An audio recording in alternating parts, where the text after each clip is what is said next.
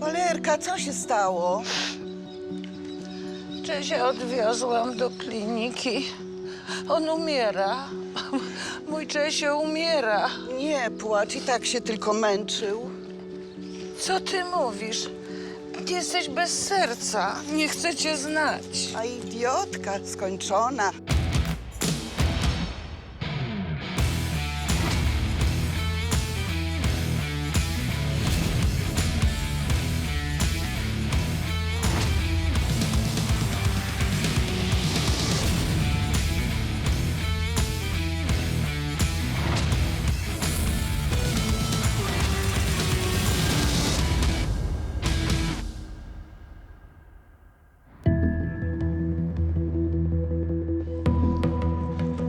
Otwarte? Prawie, ale co cię tu przygnało? Mam problemy. Adek, pomóż mi. Ratunku, pomóż mi.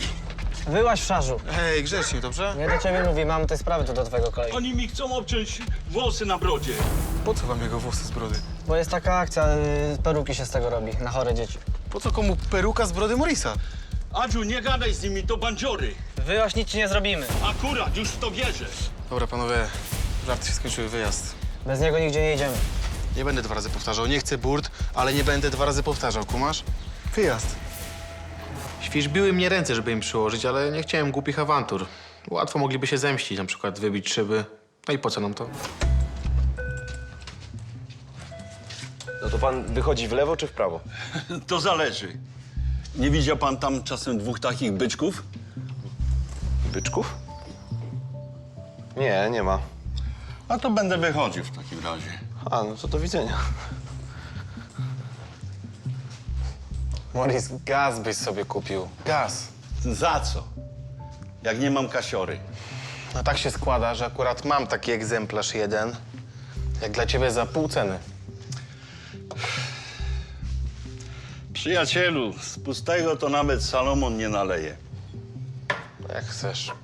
Ale dzięki za pomoc. Proszę bardzo. Spore zakupy.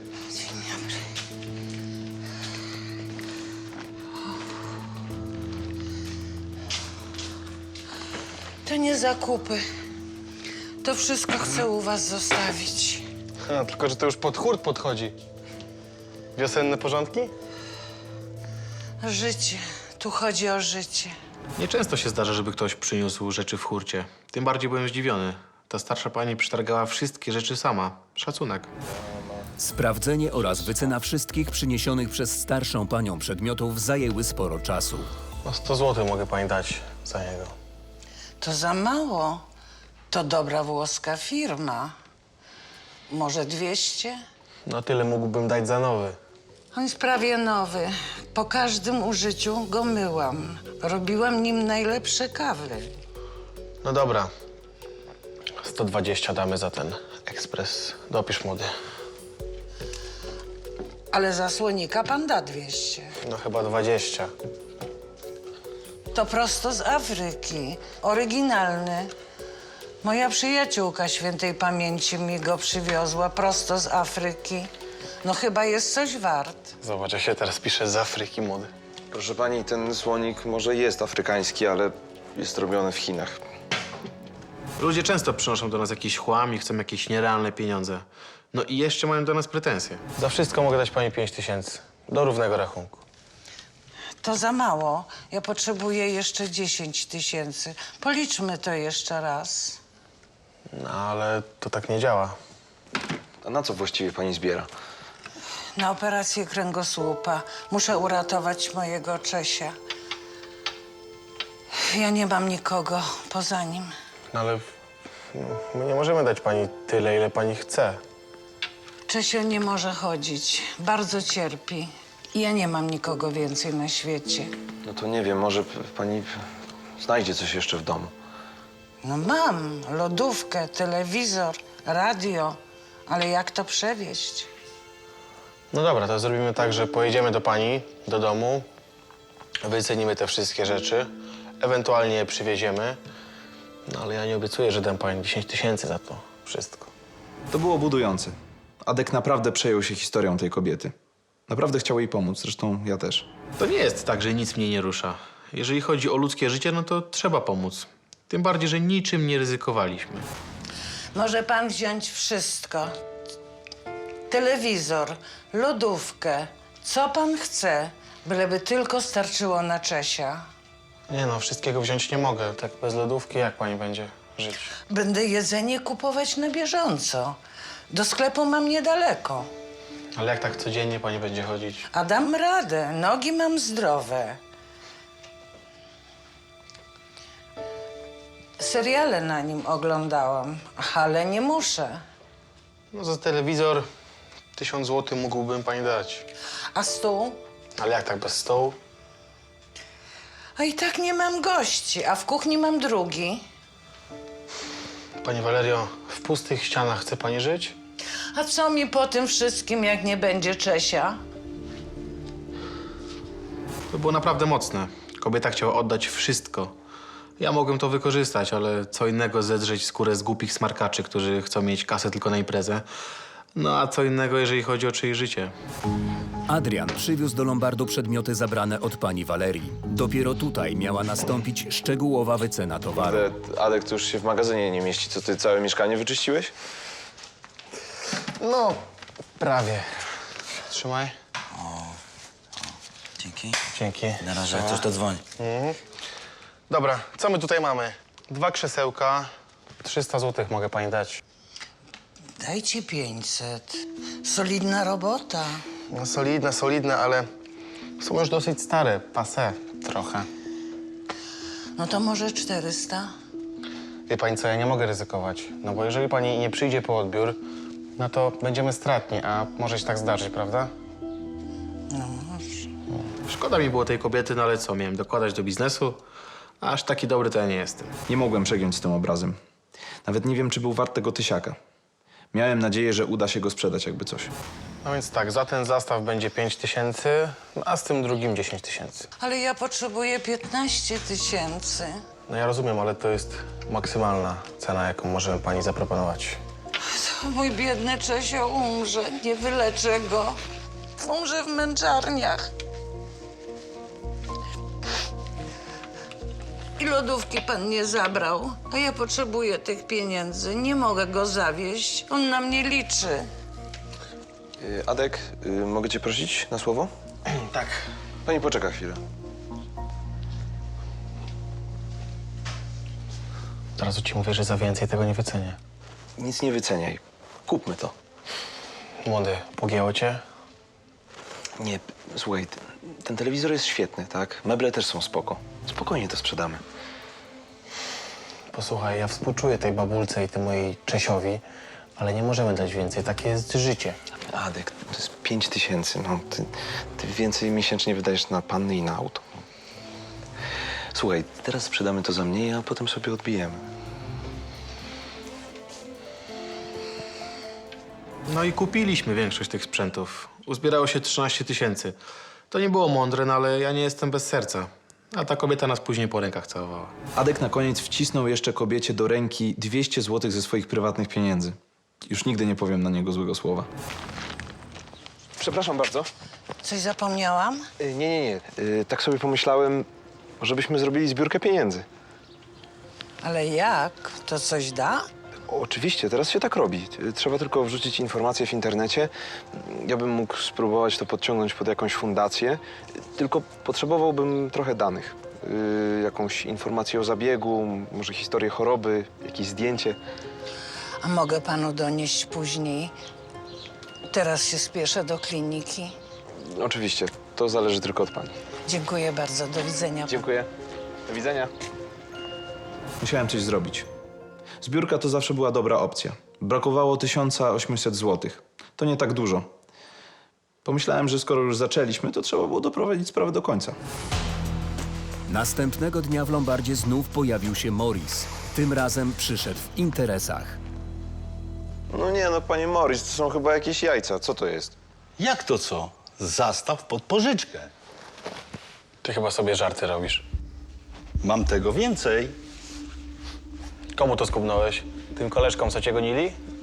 Adziu, skąd? Znalazłem. Akurat ci wierzę. Zabieraj to stąd. Wiesz, ile to jest warte? No wiem, ile to jest warte. 4 jedynki, kilka złamań. Nikt się o tym nie dowie. Posłuchaj, jeżeli chcesz im zrobić na złość, to weź to wyrzuć albo spal, ale Lombardów to nie mieszaj, okej? Morris przegiął, a na dokładkę wpakował nas wszystkich w kłopoty. Po co robił na złość tym kibolom? Przecież to się nie mogło dobrze skończyć. Następnego dnia rano pani Valeria w napięciu oczekiwała wyników trwającej właśnie operacji. Udało się ustabilizować kręgosłup. Wstawiłem implanty. Czy mogę go zobaczyć? Jeszcze nie, jest słaby, no i musi pozostać kilka dni pod opieką, pod profesjonalną opieką. Pan nawet nie wie, co znaczy dla mnie Czesio. Robię tylko to, co do mnie należy. Brakuje 1800 zł, ale obiecuję, że doniosę. Wie pani, to była skomplikowana operacja. Użyliśmy drogich materiałów. Ja na pewno doniosę te pieniądze niedługo. Parę godzin później pani Valeria przyszła do Lombardu w znacznie lepszym nastroju. Mam dobre wieści. Dzień dobry. Czesio jest po operacji. Leczenie wdrożone. Czesio jest jeszcze słaby, ale ma szansę na całkowite wyleczenie. No to doskonale. Ma pani może jakieś zdjęcia? Tak. Wspaniały, prawda? To jest Czesio? A po przerwie Lolek i Marta pakują się w kłopoty. Jest pozwolenie? No, przepraszam, czy my robimy coś złego? Gangster Ryży grozi Adrianowi. Skasowaliśmy człowieka. Nie, nikogo nie skasowałem. Wypłaciłem tylko należność. Chłopie, gówno mnie obchodzą twoje należności, rozumiesz? Moi ludzie są nietykalni. Pani Valeria jest zdruzgotana. Czesio walczy o życie. Jak to walczy o życie? No przecież operacja się udała. Ale okazało się, że jest chory na serce i konieczna jest druga operacja. Adrian składa pani Valerii nietypową ofertę pomocy. Wiem o pani chwilówce. Pani się nie wypłaci. A ja pani pomogę.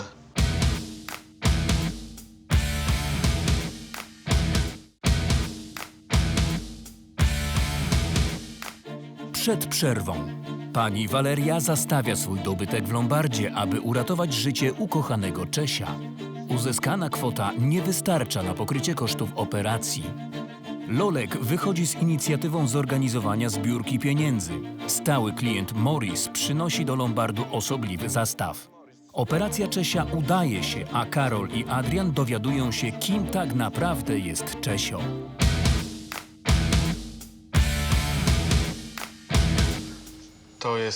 To jest Czesio? Wspaniały, no ale... Czesiu, to jest pies? Border Collie. Jesteśmy razem już od dawna, od śmierci męża. Fakt, że Czesio okazał się psem, w sumie niewiele zmieniał. No byłem trochę zaskoczony, ale i tak chciałem pomóc. Adek zniósł to o wiele gorzej. To był jakiś żart, kurde. Babka wyprzedała się dla psa, a ja jeszcze głupi dałem jej kasę ekstra. A nas bambuko zrobiła. No ale w sumie wiesz, no nie powiedziała, że Czesio to jest człowiek, nie? Stary, ona o psie mówiła jak o człowieku. Coś jest z nią nie halo. No słuchaj, no może ten pies jest dla niej jak syn, no. Nie, po prostu ona ma nierówno pod sufitem. Jeszcze nas oszukała. Musi oddać kasę. Ej, nie przesadzaj, tak? No, może masz rację, wiesz. Kto daje i zabiera, ten się w piekle poniewiera. Ale ja jej więcej nie pomogę. Wiesz co? Ja chyba tak. Ty sobie jaja robisz? Babka ci pluje w twarz, a ty udajesz, że deszcz pada?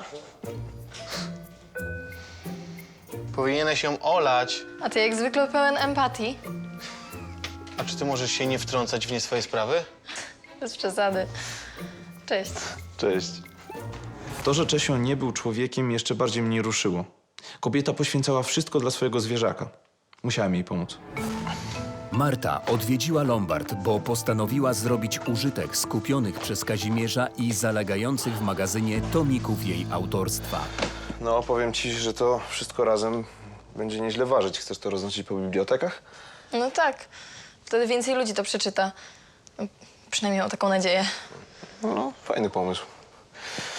No dobra. Słuchaj, a może mi pomożesz? Wiesz co, chciałbym, ale mam bardzo ważną sprawę do załatwienia. Dobra, to sama pójdę. Wiesz, że chciałbym ci pomóc. Po prostu zbieram na operację psa. Masz psa? Co mu jest? Nie, to takiej pani. Ona tutaj przyszła do Lombardu, wyprzedała prawie wszystko. Obiecałem, że zorganizuję zbiórkę wśród ludzi. Jaki słodki. Słuchaj, to ja mam pomysł. Ja pomogę tobie, a ty mi. Co ty na to? No dobra. Ale zaczynamy od mojej sprawy, bo pieniądze są potrzebne na tu i teraz. Niech ci będzie. Ale później kierunek biblioteki. Okej. Okej. Postanowiliśmy połączyć siły. Ucieszyłem się, bo była to też okazja, żeby spędzić trochę czasu z Martą. Jeszcze tego samego dnia, zaraz po pracy, Karol i Marta pojawili się u pani Walerii. Byli przygotowani do zbiórki pieniędzy. I to jeszcze nie wszystko, pani Valerio, bo też prowadzimy zbiórkę internetową. Dokładniej. Zejdziemy teraz na dół trochę pozbierać do puszki, także wszystko będzie dobrze. Usiądźcie, może zjecie coś. O, nie. Może Nie, głodni nie, jesteście. dziękujemy. To herbatki Nie, chociaż. nie. Pani Valerio, my się śpieszymy, naprawdę. Idziemy zbierać, nie ma czasu. Wszystko będzie dobrze. Dziękuję bardzo. Będzie pani zadowolona. Dziękuję. Do widzenia. Do widzenia. Nie wszystko dało się załatwić. Chciałem podciągnąć akcję pod jakąś fundację na rzecz zwierząt, no ale zabrakło czasu.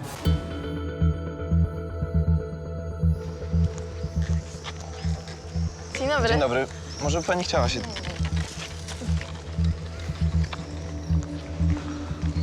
Nie. Przepraszam bardzo. Przepraszam bardzo.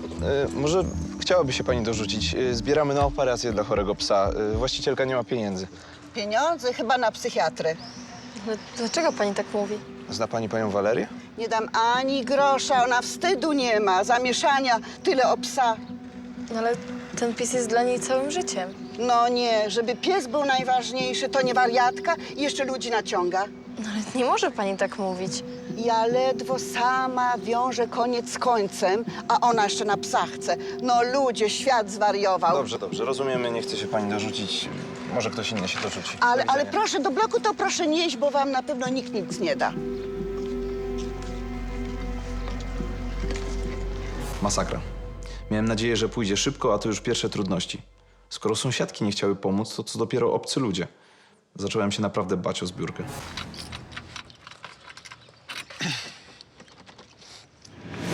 Czekaj. Zamknięty, chyba że macie coś pilnego. Wiemy, że był u ciebie Morris. No i? No i przyszliśmy po to, co nam ukradł. No to macie pecha, bo ja nic od niego nie brałem. Przestań pieprzyć i oddawaj, albo będziesz miał znowu kłopoty. Słuchaj, grzecznie, misiu, dobrze? Ale co? Sami nie mogliście podejść? Trzeba było z obstawką przylecieć? Zamknij dziób i dawaj fanty, raz! No co? Widzę, jak cię łapka świeżbi, dawaj. Chodź, skoczymy. Przecież widzę, że macie tutaj monitoring. Ale jeszcze pogadamy. Pogadamy, żebyś wiedział. Nie cwaniakuj, oddasz wszystko. Z nawiązką. Ale mnie zagotował ten koleżka. Myślał, że jak wydrze japę, to się go przestraszę. Skąd się biorą tacy leszcze? Ale postanowiłem dać mu wycisk. Nie znam takiej pani. Nie jesteście oszustami? Nie, naprawdę, to jest uczciwa zbiórka. A wy nawet plakietki nie macie. Ale czas ucieka, ten pies naprawdę potrzebuje pomocy. Może w każdej chwili umrzeć. No szkoda pieska. No dobrze, zaufam wam. Zaryzykuję. Choć powinniście mieć legitymację. Tak to każdy może zbierać, a potem wyjąć z puszki. Wiem, po prostu nie mieliśmy czasu na formalności. Tak czy inaczej, dziękujemy bardzo. Dziękujemy bardzo. Do widzenia. Może pan się dorzuci? Dzień dobry. Co państwo tu robią? Starszy posterunkowy Górski, posterunkowy Zańczak. Zbieramy na psa. Może pan też się dorzuci? Dokumenty poproszę. Ale dlaczego? Jest pozwolenie? No, przepraszam, czy my robimy coś złego? Jest czy nie ma? No nie ma. Człowiek chciał pomóc, ale nie dało się. Pojawili się policjanci, którzy patrzyli na nas jak na oszustów. Tego się nie spodziewałem. Proszę pana, ja pierwsze słyszę o jakimś pozwoleniu. Poza tym nie robimy przecież nic złego. Nikogo nie przymuszamy. Kto chce, ten wrzuca. A mieszkańcy się skarżą. Dostaliśmy zgłoszenie, że namawiacie ludzi pod pozorem kwesty. Jakiej kwestii? Proszę pana, my zbieramy pieniądze na psa. Też coś takiego mogę wydrukować. Zbieranie pieniędzy co miesiąc do puszki, dodatek do pensji lub na wakacje. Dobra, spokojnie panowie, mam pomysł. Możecie nas sprawdzić. Pani Waleria mieszka w tym bloku, ona wszystko potwierdzi. Wierzyłem, że razem z panią Walerią uda się wszystko wyjaśnić i będziemy mogli kontynuować zbiórkę. No, w końcu nie robiliśmy nic złego.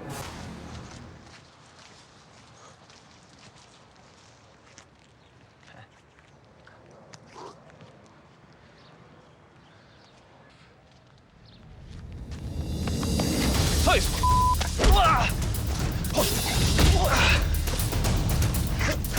Przeproś. Wań się! Przeproś. Przeproś. Przepraszam, Pełnym zdaniem. Przepraszam, panie Adrianie. przepraszam, panie Adrianie. Żebym ci tu więcej nie widział. No i wyrównałem rachunki. Jak to się mówi, co ma wisieć, nie utonie. Co prawda spodziewałem się, że ten gość może szukać zemsty, ale nie mogłem inaczej.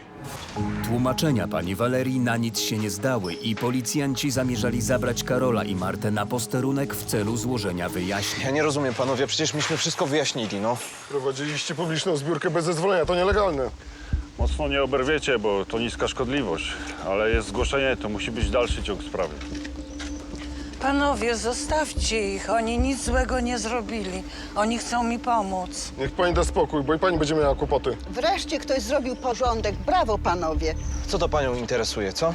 Nie chce się pani dorzucić na leczenie psa? Trudno, ale musi pani komplikować sprawy?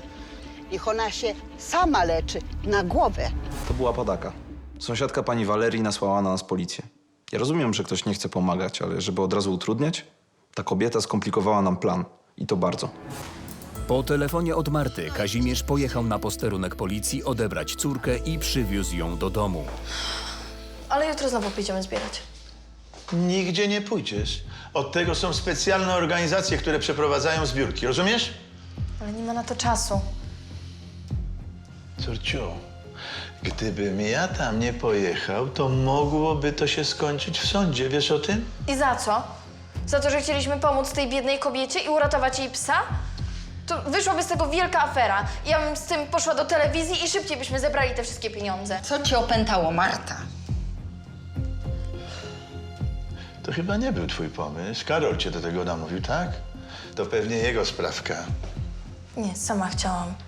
Już ja sobie z nim pogadam. Co ty nic nie rozumiesz? Ten pies to jest jedyny przyjaciel tej pani. I ten pies umiera, no. I co, ja miałam stać z boku i patrzeć na tą sytuację całkowicie bezczynnie? Ale Martusiu, to tylko pies. One nie żyją wiecznie. Kupi sobie nowego, no. Kim ty jesteś, że ty tego nie rozumiesz, no? Nie masz serca? Co się przejmujesz, no? Martusia dała popis histerii, nic nowego. Oj, Becio, no. Wiesz, że Martusia jest za wrażliwa jak na te czasy. No chciała dobrze, no. A ja myślę, że owinęła sobie ciebie wokół palca i dlatego jej bronisz. No chyba żartujesz. Nie żartuję. Martusia to dobre dziecko. Zupełnie inna jak Adek. Nie ma w sobie cwaniactwa. Wrażliwa jest i łatwo ją zranić. A jeszcze łatwiej sprawić zawód. Kolejnego dnia w Lombardzie na Karola czekał Kazimierz. Szykowała się nieprzyjemna rozmowa. Młody, chodź na ty, chodź na ty. No brawo, brawo, Lolek. Słyszałem, że zbiórka pierwsza klasa. Chciałem dobrze, no. Ale ci nie wyszło. Człowieku, gdzie ty miałeś głowę, żeby pozwolenia nie załatwić? No, ty jesteś taki mądry, no. Pewnie sam też byś nie wiedział. Stary, ja jakbym się za takie coś zabrał, to bym zadbał o każdy szczegół. O każdy. A wam co z tego przyszło? No co? Jedynie wycieczka na komisariat. No właśnie. Moja córka miała przez ciebie problemy. Ale panie Kazimierzu, to jest nieporozumienie, żeby aresztować ludzi za akcję charytatywną. Ale to po co ją w to wciągałeś, powiedz? Sama chciała, no. Zresztą nic z tego nie będzie, bo nie założyli nam sprawy. No tylko dlatego, że tatko zadziałał. Młody, ty se rób co chcesz, ale wara od mojej córki. Przepraszam, no to było takie spontaniczne. Zresztą teraz przemyślimy to i skupimy się na akcji internetowej. Ty nie rozumiesz? Sam się skup i nie pakuj jej w kłopoty. Mówię to ostatni raz, bo inaczej pogadamy. Ta zbiórka to jest jakaś strata pieniędzy po prostu. Adek, ten pies cierpi. No to trzeba pozwolić mu odejść. No oczywiście, ty byś tak zrobił, nie? Oczywiście, że tak. Pozwoliłbym psu odejść, a w zamian za to wziąłbym jakiegoś nowego. Ze schroniska chociażby. No tak, bo wziąłbyś nowego ze schroniska. Wiesz co, psy to nie są przedmioty. To nie jest tak, że jeden ci się kończy i po prostu bierzesz sobie drugiego. No, tak po prostu nie można, no. Ale człowieku, te psy w schronisku przez całe życie widzą tylko kraty. A taki pies już najadł się, pojadł, pożył. Fajnie miał. Tak, ale trzeba o niego zawalczyć. Ja nie odpuszczę, pomogę tej kobiecie. Proszę bardzo, pomagaj sobie tej kobiecie, tylko bez Marty. Zrozumiano? Adek miał trochę racji. Warto brać psy ze schroniska. Ale to dopiero po śmierci pupila, po próbie ratunku, po wykorzystaniu wszystkich możliwych opcji. Pani Waleria odwiedziła klinikę weterynaryjną, by sprawdzić, jak jej pupil czuje się po operacji. Panie doktorze? Niestety pojawiły się komplikacje. Będzie konieczna kolejna operacja. Pani pies ma chore serce. Wyszło to po narkozie. Jak to? Przykro mi, ale teraz walczymy o jego życie. Ratujcie go, błagam. Konieczna jest natychmiastowa operacja. Albo trzeba dać mu odejść. On bardzo się męczy. Czy mogę go zobaczyć? Tak, proszę. Kochany Czesiuniu śliczny. Moje psisko kochane. Moja psina kochana. Moja psina taka śliczna. Jest Adek? Jest. Wołaj go. Adek! Gdzie? Co to miało znaczyć? Konkretnie? Skasowałeś mi człowieka. Nie, nikogo nie skasowałem. Wypłaciłem tylko należność. Tak jak obiecałem. Chłopie, gówno mnie obchodzą twoje należności, rozumiesz? Moi ludzie są nietykalni. No jak widać nie są. Ja ci kasę oddałem, a długi trzeba spłacać. A jak twoi ludzie są słabi, to ich wymień. Nie pogrywaj sobie ze mną. Stary, ja do ciebie nic nie mam. Ostatni raz taka akcja, rozumiesz? No, na pewno. Okazało się, że gościu, którego skasowałem, to był człowiek Ryżego. Miałem nadzieję, że nie wyjdzie z tego jakaś większa afera, no ale trudno. Mam swój honor i nie dam się poniewierać nikomu. Pani Waleria po wyjściu od weterynarza udała się prosto do Lombardu. Czesio walczy o życie. Jak to walczy o życie? No przecież operacja się udała. Ale okazało się, że jest chory na serce i konieczna jest druga operacja. A ja nie mam pieniędzy. Czy ta zbiórka coś dała? Coś tam dała, ale to jest za mało, potrzeba czasu. Ale Czesio nie ma czasu. I co ja mam zrobić? No my już pani pomogliśmy i to nawet bardziej niż byliśmy w stanie, no. A może przyjmiecie coś jeszcze? Może tą lodówkę? Nie bardzo. To co ja mam zrobić? Ja będę musiała chyba wziąć chwilówkę, ale to mnie pogrąży. No to już jest pani decyzja. Trudno. Do widzenia.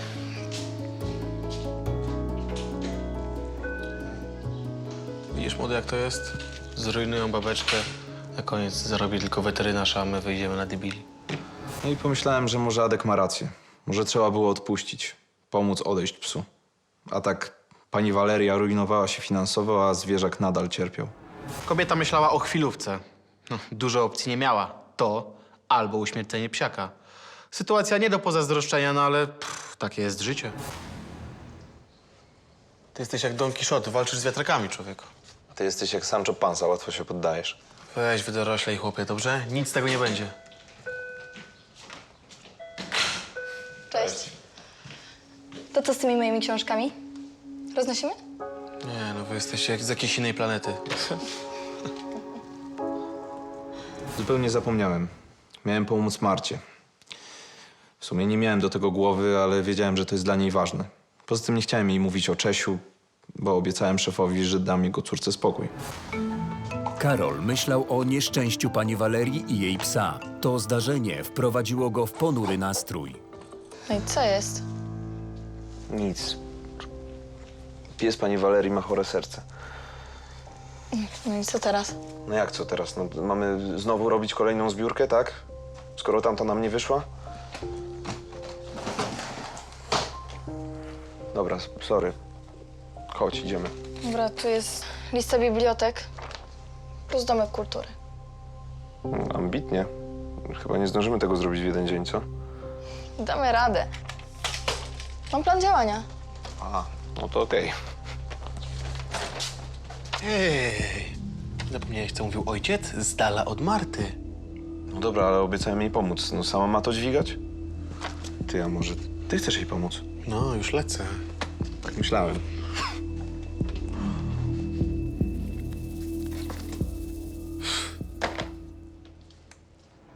Młody igrał z ogniem.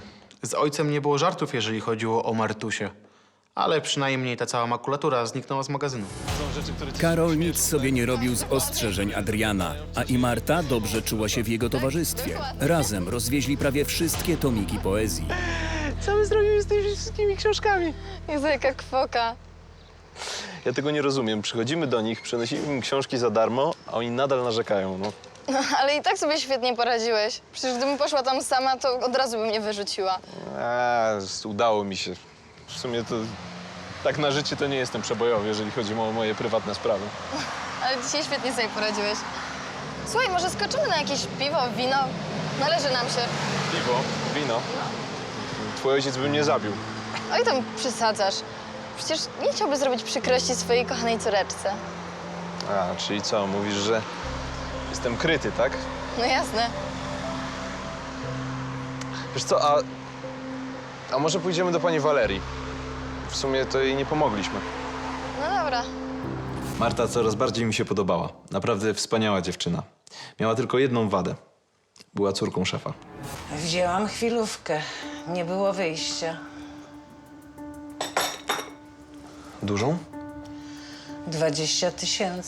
Operacje na sercu drogo kosztują, niestety. Jezus Maria, ale odsetki panią zabiją.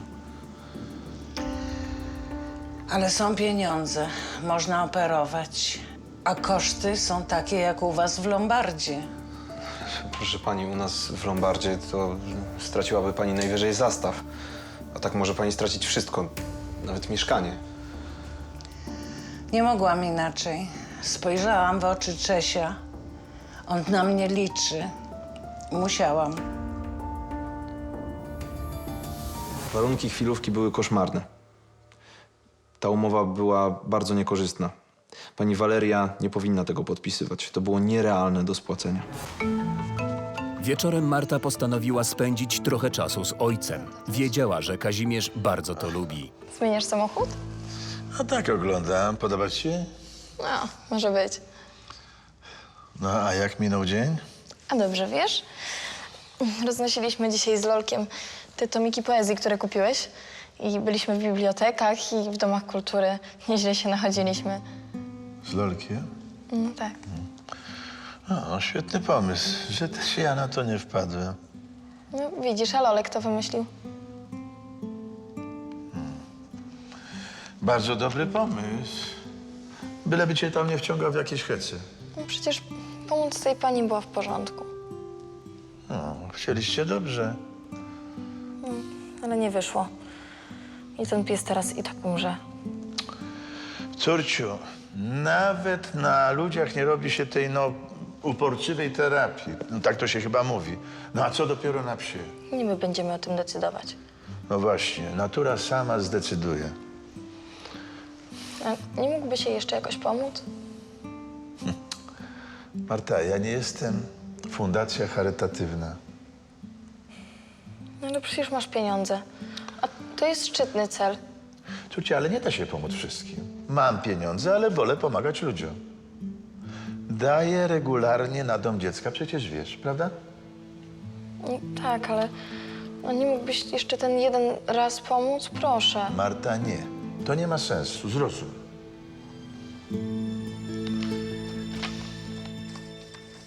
Ty, facet nie odebrał.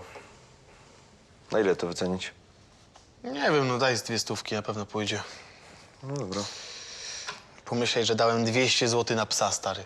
No już tak nie żałuj, tak?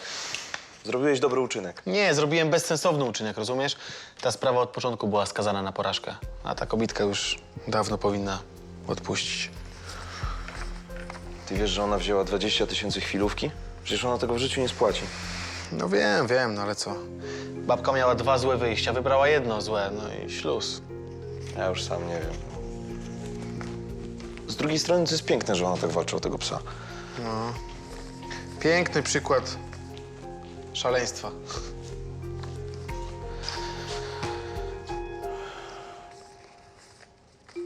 Ja mam wrażenie, że ta chwilówka ją pogrąży, ale wiesz, no ona się po prostu zaparła, nie? Ale to już nie jest nasza sprawa, tylko mieszkania szkoda, nie? Nie sądziłem, że można się posunąć tak daleko dla ratowania zwierzaka, ale nagle mnie olśniło. Wpadłem na pewien pomysł, jak w końcu na tym zarobić. Adrian postanowił odwiedzić panią Walerię i przedstawić jej własną ofertę pomocy. Dzień dobry, ale ja się spieszę do kliniki. Dziś jest druga operacja Czesia. Spokojnie, tylko na moment. Wiem o pani chwilówce. Pani się nie wypłaci. Nie mam wyboru. Ma pani wybór. Jaki? Wykupię pani mieszkanie. Jak to? Normalnie. Pani nie da rady. Nie spłaci pani chwilówki. Później komornik, licytacja. Najdalej za rok, 2 wyląduje pani na bruku. Ja przepraszam, nie mam do tego dzisiaj głowy. Ja muszę już iść. A ja pani pomogę. Spłacę pani chwilówkę. Opłacę leczenie pani psa. Pani będzie mogła tutaj dalej mieszkać, ale mieszkanie będzie na mnie. Ja pomyślę o tym, ale teraz muszę już iść. Nie mogę się spóźnić. Dobrze, w takim razie ja panią podwiozę i porozmawiamy po drodze o szczegółach, okej? Dobrze. Proszę. Nawet nieźle wyszło. Mogę pomóc kobiecie, a przy okazji przytulić mieszkanie. I to praktycznie za bezcen. Przyjemne z pożytecznym. Adrian sam nie był w stanie sfinansować zakupu mieszkania. Postanowił poszukać pomocy u ojca. Potrzebuję kasy, wiesz? Tak od 30 do, 40 tysięcy. Tak?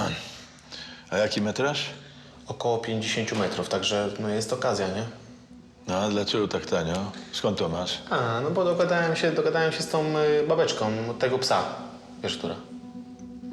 Jak to się dogadałeś? Normalnie. Obiecałem jej, że spłacę jej pożyczkę, sfinansuję jej operację psa. Ona będzie mogła tam mieszkać dożywotnio, ale mieszkanko będzie na mnie, nie? Ty to jednak dranie jesteś. Nie przepuścisz okazji, co? Żerujesz na cudzym nieszczęściu. Hola. Ty chyba naprawdę nie wiesz, o czym mówisz. Aż za dobrze wiem. Wykorzystujesz bezczelnie sytuację tej kobiety. Nie, ja jej pomagam. Gdyby nie ja, to ona by dawno na bruku wylądowała. Ja jestem lepszą opcją, po prostu. No tak, przecież hieny też są potrzebne w ekosystemie. Brzydzę się tobą, wiesz? Ale dzieci. Ja dałem jej dużo więcej niż ty. Przedstawiłem jej realną ofertę, Tato, rozumiesz? weź z nim coś zrób, powiedz mu coś, bo go zaraz po prostu... Ale Martusiu, ja ci powiem, to wcale nie jest zły pomysł. Jeżeli wy to zrobicie, to ja was obu znienawidzę. I się wyprowadzę. Ale ciociu, Nie, wstydzę się za was po prostu. Już to histeryczka jest. Marta jest nieżyciowa. Nie było lepszego rozwiązania, ale ja i tak bałem się, co zrobi ojciec, skoro córeczka się oburzyła. Adek miał rację. Zrobił więcej niż Marta. Kobieta potrzebowała większych pieniędzy, a on je zaoferował. Marta by tyle nie uzbierała do puszki. No i trzeba było to wszystko jakoś pogodzić. Dobry. Dzień dobry pani. Dzień dobry. Operacja się udała? Bardzo dziękuję, udała się. A pan, przepraszam, to kto? Proszę pani, ja jestem właścicielem Lombardu i ojcem Adriana, tego, z którym pani dzisiaj rozmawiała. Rozumiem, chodzi o mieszkanie. Ale to nie jest najlepszy moment. I teraz muszę się opiekować Czesiem. No, to jest, wie pani, bardzo ważne. Będzie pani bardzo zadowolona. Nie rozumiem. Marta urządziła mi kolejną awanturę. No i musiałem coś z tym zrobić. Byłem między młotem a kowadłem. Między córką a synem. ale znalazłem salomonowe rozwiązanie. Jak mogłeś mi to zrobić? Jak? No. Oj, dobra, daj mi wyjaśnić, dobrze? Co tu wyjaśniać? Babuszka była moja, mieszkanie załatwiłem dożywotnie. To był mój deal, rozumiesz? Ale pieniądze są moje. A poza tym chciałeś ją doskubać i to byłoby nie w porządku. No, to teraz ty ją pięknie skubiesz. Nie.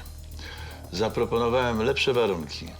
Tak? Co jej dajesz? Opłacam leczenie psa, spłacam chwilówkę, wykupię jej rzeczy. No i co miesiąc pensja. Dostanie 500 zł. I tak aż do śmierci. No, widzę, że już cię Martusia pięknie przekabociła, co? I to nie wszystko. Po śmierci zapewniam tej pani pochówek. Ale po co? Po co ty się na to zgodziłeś? Powiedz mi po co. To był mój biznes, nie musiałeś tego robić. O, Jadek, daj spokój. I tak zarobimy na tym mieszkaniu. Więc Marta nic nie zaszkodziła. A przynajmniej będziemy mieli czyste sumienie. No. Ja będę miał czyste sumienie, bo chciałem ją przed bankructwem uratować. Tak, a ty się tylko frajerzysz. Sfrajerzyłeś się. Wiesz co, powiem ci tak. Marta ma rację. Przynajmniej nie będziemy hienami. Rozumiesz? Pamiętaj o tym. W końcu udało się załagodzić sprawę. Obiecałem mieszkanie Adkowi, no bo to jednak był jego pomysł. Marta też była zadowolona. Jakby na to nie patrzeć, to oprócz dobrego uczynku zrobiłem też świetny interes. No, To co, druga runda? No. Swoją drogą nieźle załatwiłaś tą sprawę z panią Walerią. Bez przesady, przecież ja nic nie zrobiłam. Pogadałam tylko z tatą. No jak nic? No namówiłaś go do pomocy, to jest bardzo dużo. Adek wymyślił cały ten pomysł z mieszkaniem. Tata tylko znalazł lepszy wariant. A swoją drogą to Adek ci nie odpuści. Bez przesady. Przecież i tak dostanie od ojca to mieszkanie. Nie będzie się długo gniewać. Aż ty jesteś dobra. No i mam strasznie ciężką walizkę z książkami. A, sorry.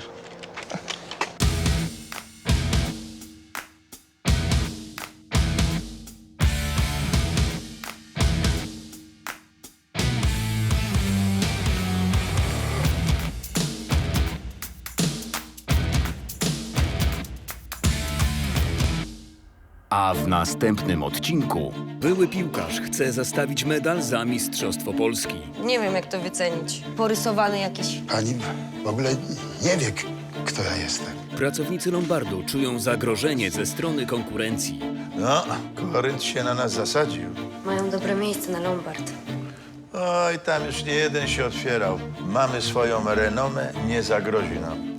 O, szef miał rację. Biznesmen Maciej Korynt próbuje przekupić Angelikę. Aż Lombard zniknie z mapy. Większy zawsze pożera mniejszego. Na początek dam pani więcej niż tutaj i będzie pani kierowniczką salonu.